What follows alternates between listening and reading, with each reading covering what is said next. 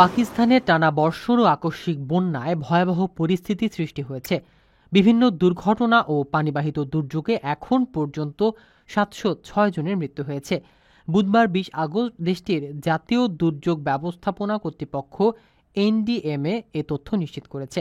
সংস্থাটি জানিয়েছে, গত ২৬ জুন থেকে শুরু হওয়া বর্ষণ ও বন্যায় এখন পর্যন্ত আহত হয়েছে অন্তত ৯৬৫ জন। গত ২৪ ঘন্টায় নতুন করে আরও ২৪ জনের মৃত্যু হয়েছে। সেনাবাহিনী ও স্থানীয় প্রশাসন ক্ষতিগ্রস্ত এলাকায় উদ্ধার ও ত্রাণ কার্যক্রম চালাচ্ছে। সবচেয়ে বেশি ক্ষতিগ্রস্ত হয়েছে খাইবার পাখতুনখাওয়া প্রদেশ। এখানে ৪২৭ জনের প্রাণহানি ঘটেছে। এছাড়া পাঞ্জাবে ১৬৪ জন, সিন্ধুতে ২৯ জন, বেলুচিস্তানে ২২ জন, পাকিস্তান অধীনত কাশ্মীরে ৫৬ জন এবং ইসলামাবাদ অঞ্চলে ৮ জন মারা গেছেন। কেপির বুনের জেলা সবচেয়ে বিপর্যস্ত, যেখানে একই দিনে ২২২ জনের প্রাণহানি ঘটেছে।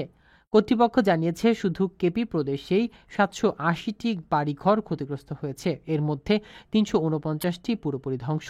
ইতিমধ্যে ২৫,০০০-এর বেশি মানুষকে নিরাপদ আশ্রয়ে সরিয়ে নেওয়া হয়েছে এবং ১,০০০-এর বেশি মানুষ হাসপাতালে ভর্তি।